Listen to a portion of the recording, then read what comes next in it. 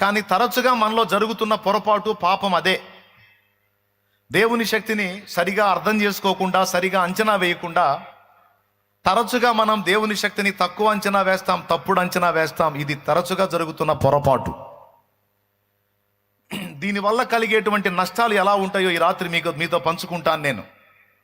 అనుమానాల వల్ల, అవిశ్వాసం వల్ల ఎన్ని రకాల నష్టాలు ఉంటాయో ఈరోజు మీతో పంచుకుంటా దేవుని చిత్తం అయితే. అందులో మొట్టమొదటిది, దేవుడు అభ్యంతర పడతాడు, దేవుడు బాధపడతాడు.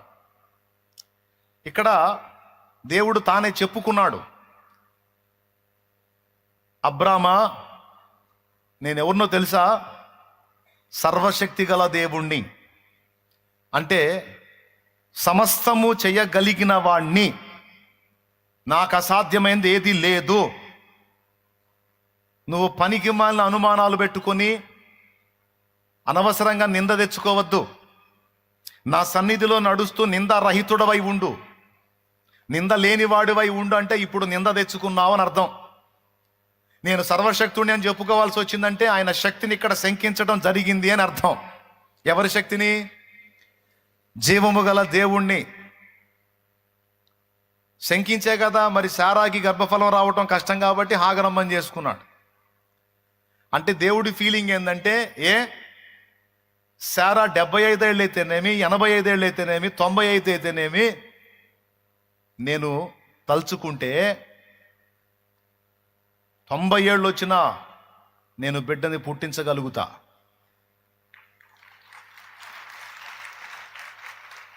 మట్టి బొమ్మను చేసి నాసికారంధ్రాల్లో జీవవాయువును ఊది మట్టి బొమ్మను మనిషిగా చేసి తిప్పినోడిని నేను.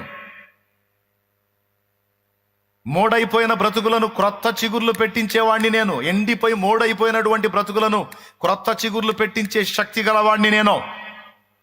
ఎండిపోయిన ఎడార్లను నీటి ఊటలుగా, నీటి మడుగులుగా చేయగలవాడిని నేను. చేదైన అనుభవాలని మధురమైన అనుభవాలుగా మార్చగలవాడిని నేను. ఎందుకు నా శక్తిని సంశయించావు, సందేహించావు?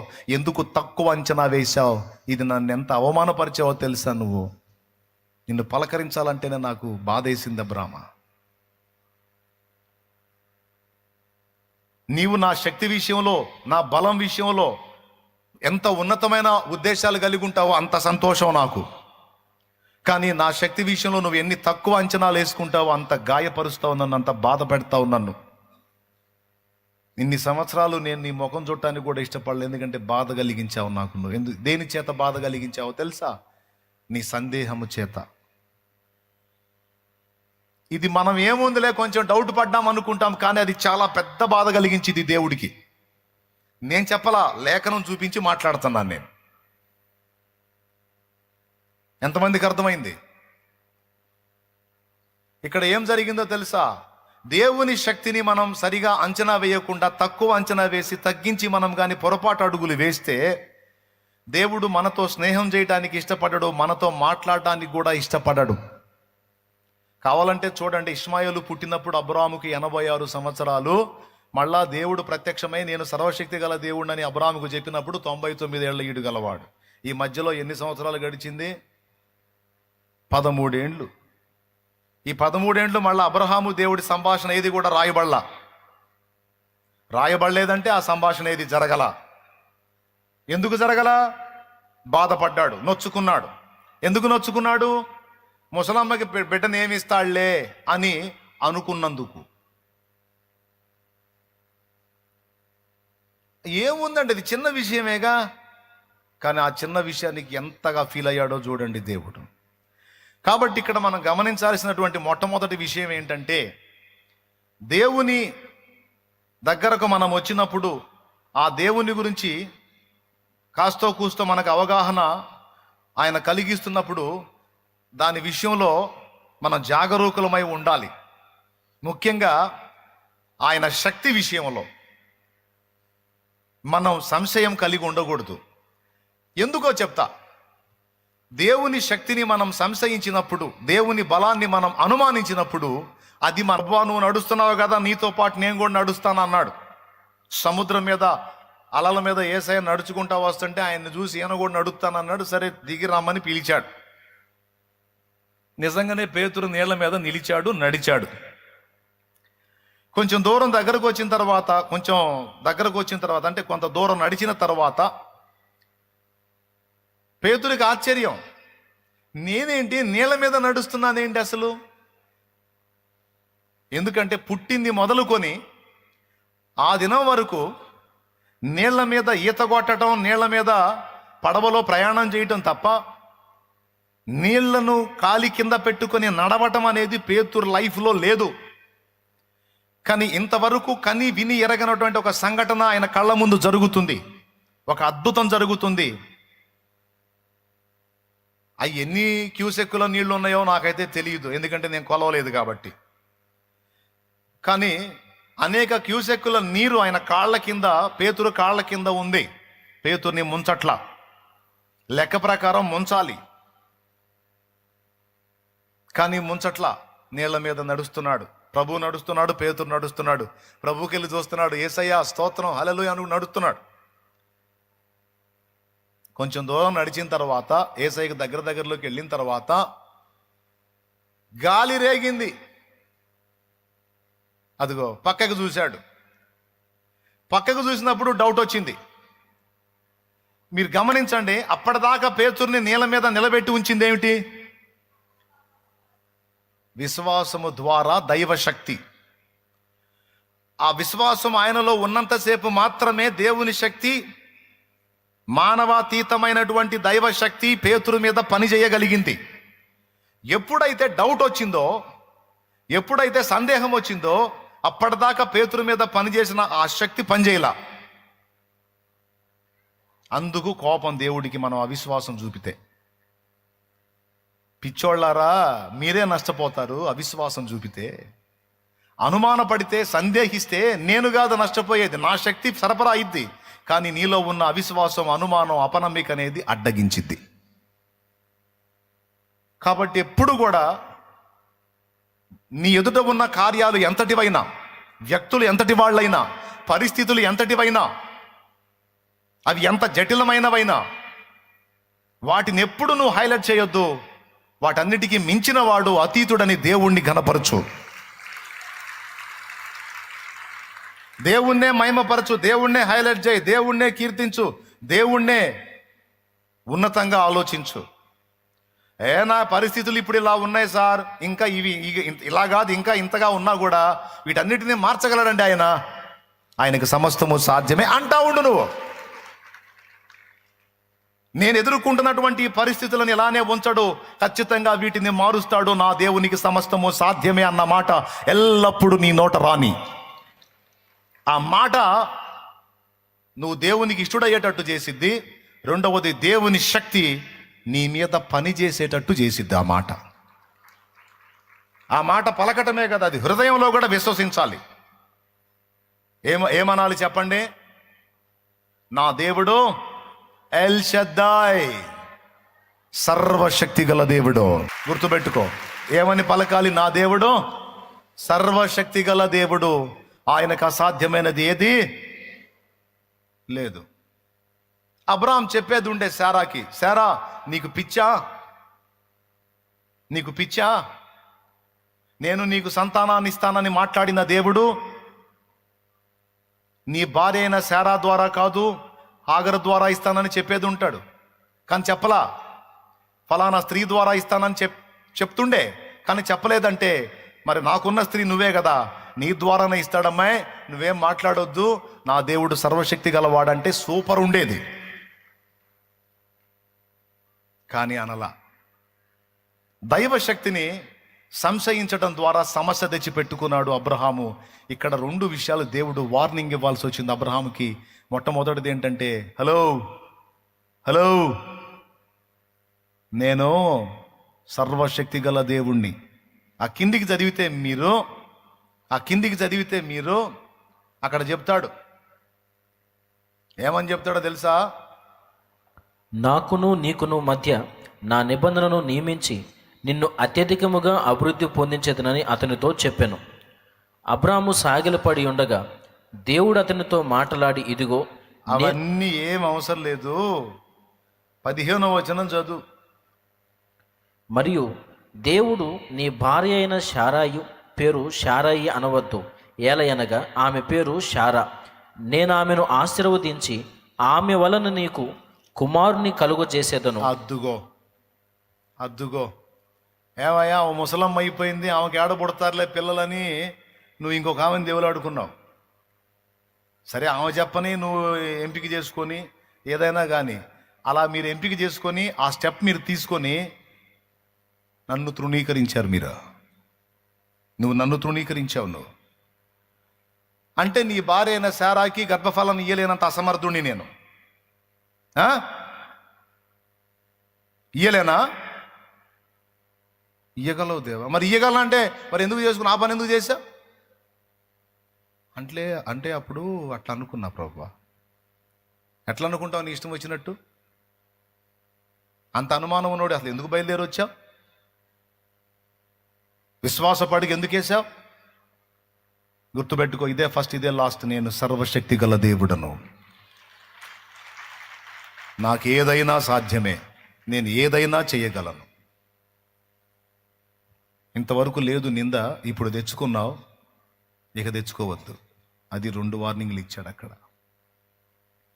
ఇక్కడ మీకు ఈ పాయింట్ క్లియర్గా అర్థమైందని నేను అనుకుంటాను. పరిస్థితులు ఎంత జటిలమైనవైనా, అవి ఎంత తల్లకిందులుగా ఉన్నా, అవి ఎంత ఇబ్బందికరంగా అనిపించినా, అవి నీవి కానీ నీ వారివి కానీ అవి ఏవైనా కావచ్చు, నీ నోట్లో మాత్రం ఒక్కటే డైలాగ్ ఉండాలి. అదేమిటంటే, నా దేవుడు సర్వశక్తి గలవాడు, ఆయన సమస్తము సాధ్యపరచగలడు, నా కోసం ఏమైనా చేయగలడు. అది గుండె నిండా ఉండాలి విశ్వాసం. నా దేవుడు నా కోసం ఏమైనా చేయగలడు, ఆయనకు సమస్తము సాధ్యమే. ఏం చేస్తాడు? అయిపోయిందిగా, నీ బతుకు తెల్లారిపోయిందిగా, ఇంకేమైపోయింది? అరే బాబు, అయిపోయింది ఎక్కడ్రా? చచ్చిపోయి మట్టిలో మట్టైన శవాలను కూడా తిరిగి లేపి మహిమ శరీరాలు ఇచ్చి మళ్ళా వేవేల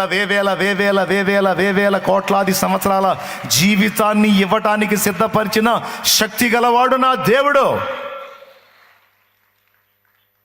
ఏమైపోయిందిరా? చచ్చిపోయి మట్టిలో మట్టిగా కలిసిపోయినటువంటి అస్థికలను కూడా తిరిగి లేపి వాటికి మహిమ శరీరాలు ఇచ్చి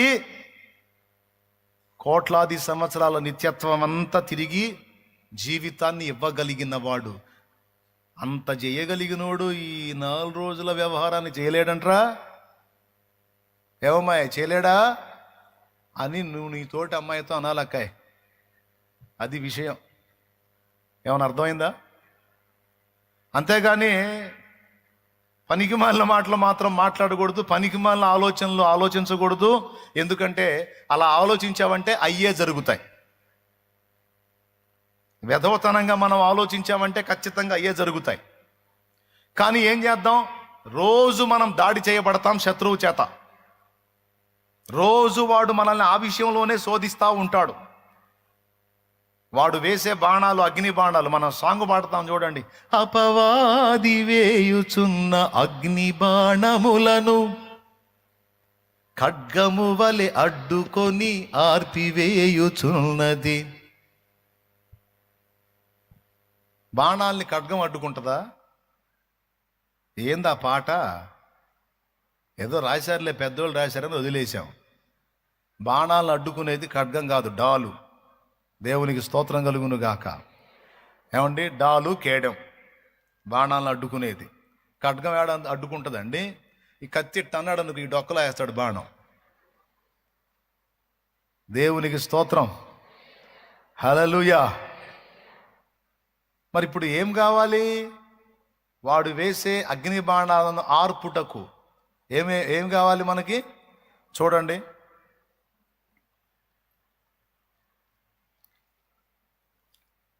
పాట తప్పు పడదామా? పాట కరెక్టేనందామా? కరెక్టేనా? చూడు, ఎఫెసీ పత్రిక 6వ అధ్యాయము 14వ వచనం 16వ వచనం చదువు. ఇవన్నీ గాక విశ్వాసమును డాలు పట్టుకొనుడి, దానితో మీరు దుష్టుని అగ్నిబాణములన్నిటినీ ఆర్పుటకు శక్తిమంతులగుదురు. ఇప్పుడు చెప్పండి, పాట రైటా రాంగా? కరెక్టే అన్నారుగా. ఏమండి, దుష్టుని అగ్ని బాణములన్నిటిని ఆర్పుటకు శక్తిమంతులు ఎప్పుడవుతారు? విశ్వాసమను డాలు పట్టుకున్నప్పుడు అవుతారు. బాణాలను అడ్డగించేది డాలు. దేవునికి స్తోత్రం కలుగును గాక. ఆ డాలు పేరేంటి? విశ్వాసం. అంటే వాడు రోజు ఈ బాణాలు వేస్తానే ఉంటాడు. వాడికి అదే పని. బాయ్, నేను చెప్పేది వాస్తవం. అది మీకు తప్పదు, నాకు తప్పదు. దరిద్రుడు నన్ను కూడా టార్గెట్ చేస్తాడు. ఆ లూసిగాడు దరిద్రుడు పొద్దస్తమానం మన హృదయంలోకి వదులుతూ ఉంటాడు బాణాలు. ఇదేమైద్దో, అదేమైద్దో, ఇది ఎలా జరిగిద్దో, అది ఎలా జరిగిద్దో. ఏమండి, ఒక ఇంట్లో దొంగోడు వచ్చాడంట. ఒక ఇంట్లో దొంగోడు వచ్చాడు. వాడేదో చోరీ చేస్తున్నాడు. ఈలోపు భార్య భర్త మేల్కొన్నారు.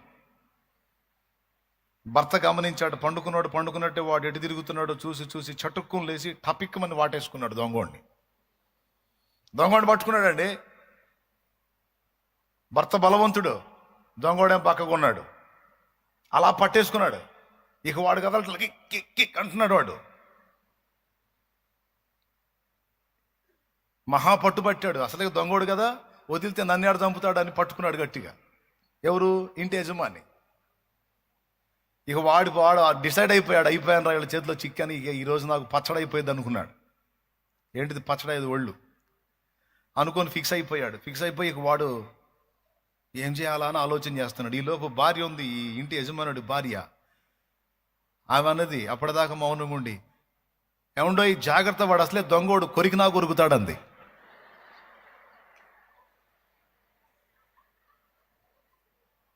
ఏం చేస్తాడు వాడు? అసలే దొంగోడు, కొరికినా కొరుకుతాడని. అప్పటిదాకా రాలా వాడికి ఐడియా. అయిపోయాను రా బాబా అని పాపం వాడు బిగుసుకుపోయి కూర్చున్నాడు. ఎప్పుడైతే కొరుకుతాడు అందో కొరకనే కొరికాడు వాడు. అలా పట్టు గట్టిగా కోరికేసేటప్పుడు వీడు కేక పెట్టి వదిలాడు. జంపాడు. ఇప్పుడు మీకు ఎందుకు చెప్పాను తెలుసా? నవ్వుకోమని కాదు, సేమ్ ఇదే పని చేస్తాం మనం. వాడేసే అగ్నిబాణాల దెబ్బకి అట్లా జరిగిద్దేమో, ఎట్లా జరిగిద్దేమో, అదయిద్దేమో, ఇదయిద్దేమో, ఏమో ఏమో ఏమో ఈ ఏమోలు అనుకోవటానికి నీకు తోడై ఉన్నోడేమన్నా అసమర్థుడా, శక్తిహీనుడా? పాటేమో ఎగిరెగిరి పాడతావు. పాటేమో ఎగిరి సర్వాధికారివి సైన్యములకు అది అబా. మరి అంతసేటు పాడేటప్పుడు ఆయన శక్తిని నువ్వు ఎందుకు సంకోచిస్తావు, సంశయిస్తావు, ఎందుకు అనుమానిస్తావు? అదే జరుగుతుంది. ఆయనకు అసాధ్యమైంది ఏముంది? ఆయన చేయలేనిది ఏముంది? ఆయన సాధించలేని కార్యాలు ఏమున్నాయి? అయితే నేను బలహీనుడు అవుతానేమో కానీ నాకు తోడై ఉన్నవాడు బలవంతుడు. అబ్రహాం శారా ఇద్దరు కలిసి కూర్చొని, ఏమయ్యా 10 ఏళ్ళు అయిపోయింది, మరి శారా పనికిరాదా ఏంది నాయనా? మరి ఈమె సీనియర్ మోస్ట్ గొడ్రాలు, మరి ఈమెకి పిల్లలు పుట్టడం సాధ్యం కాదా ఏంది తండ్రి? మరి ఏం చేయాలి ప్రభా? కాస్త మాట్లాడిన ఆయన అని ఇద్దరు కూర్చొని ప్రార్థన చేసినట్టయితే ఆయన ఇన్నిసార్లు దర్శించినోడు మళ్ళీ కనపడేవాడు, మాట్లాడేవాడు. ఏం భయపడవాకు, రెండో స్టెప్ ఏం తీసుకోవాల్సిన అవసరం లేదు, నేను బిడ్డను పుట్టిస్తానని చెప్పేవాడు. అరే అంతసేటు కూర్చొని అంత ప్రశాంతంగా దేవుని ముందు కనిపెట్టి దేవా అని గోజాడుకునే పరిస్థితి లేకనే కదా తేడా పడింది. ఈరోజు మనం గ్రహించాల్సిన విషయం అదే. సమస్యలు, ఎన్నో రకాల సమస్యలు ఉన్నాయి. ఇక్కడ కూర్చున్నాం, మీకు అవి ఆత్మీయంగా కొంతమందికి ఉన్నాయి, మానసికంగా కొంతమందికి ఉన్నాయి, కొంతమందికి శారీరకంగా ఉన్నాయి బాధలు. శారీరకమైన బాధలు అంటే మీకు తెలుసు, అప్పుల బాధలన్నీ, రోగాలన్నీ, కేసులని, ఈ లేమని, ఉద్యోగం లేదని, పిల్లలు లేరని, అది లేరని తట్టడు ఉంటాయి. ఇప్పుడు ఒక్కొక్కళ్ళని కదిలిస్తే ఒక్కొక్క రకమైన సమస్య చెబుతారు. మొత్తం రాసుకుంటే 3 రోజులు పట్టిద్ది. వాళ్ళు జస్ట్ సమస్య ఏంటని రాసుకుంటే అన్ని వెరైటీలు ఉంటాయి. ఇప్పుడు ఆ వెరైటీలో నేనేనాడు చెప్పేది ఒకటి మాత్రం చెబుతాను, శారీరకంగా. ఇప్పుడు కాపురాలు విచ్ఛిన్నమైపోయిన గొడవలు కొన్ని ఉంటాయి. భార్యాభర్త విడిపోయి, పిల్లలు మాటినక భర్త తాగుబోతుడై, ఇవన్నీ శారీరక శ్రమలో. పిల్లలు చెడిపోయిన వాళ్ళై, భార్య మాటినక, ఏమండి ఎన్నో రకాల సమస్యలు. ఈ ఈ ఈ సమస్యలన్నీ శారీరకమైనవి. కొంతమందికి మానసిక పరమైన ఒత్తిళ్ళు ఉంటాయి. పెద్ద పెద్ద సమస్యలు ఏమి ఉండవు కానీ ఊరకు ఆలోచిస్తుంటారు. ఏందో మరి వాళ్ళు ఏందో అద్దె శూన్యంలో చూస్తుంటారు, అంతా భ్రమ అంటుంటారు, కదిలిస్తే వేదాంతం మాట్లాడుతుంటారు. వాళ్ళ దెబ్బకి మనం కానీ వాళ్ళ దగ్గర పోయి కాసేపు కూర్చుని మనకు కూడా వచ్చింది నరాల వీక్నెస్. ఇక మనం కూడా మెంటల్ పేషెంట్ లాగా శూన్యంలో చూస్తా గందరగోళం అవ్వాల్సి ఉంటుంది. కొంతమందికి అదొక రకమైన మానసిక బలహీనతలు, ఊరక ఆలోచిస్తూ ఉంటారు. మా నాన్న చెప్పినట్టు సందకాడు తెచ్చేవాడు సగం పొద్దుగాడు తెచ్చేవాడు సందకాడు తెచ్చేవాడు కోసం సగం పొద్దుగాడు తెచ్చేవాడు ఏడిచాడంట. అంటే నైట్ తెచ్చేవాడు కోసం మధ్యాహ్నం తెచ్చేవాడు ఏడిచాడంట. ఎవడి కోసం ఎవడు ఏడవాలి? ఎవరి కోసం ఎవరు ఏడవాలి? మధ్యాహ్నం తెచ్చేవాడి కోసం నైట్ తెచ్చేవాడు ఏడవాలి. ఇది రివర్సు. నైట్ తెచ్చేవాడి కోసం మధ్యాహ్నం తెచ్చేవాడు ఏడుతున్నాడంట. కొంతమంది ఆలోచనలు అట్టుంటాయి. అది జరిగితే ఎట్ట చేయాలి, ఇది జరిగితే ఎట్ట చేయాలి, అది ఏమైద్దో ఇదేమైద్దో, అట్లెట్లో ఇట్లట్లో ఊరి నాయను ఎక్కడెక్కడ అన్ని కొప్పేసుకొని వాళ్ళు బుర్ర పాడు చేసుకుని వాళ్ళు ఆలోచించి చించి పక్కన వాళ్ళు కూడా సాగుపడుతుంటారు. ఇక మానసిక బలహీనతలు.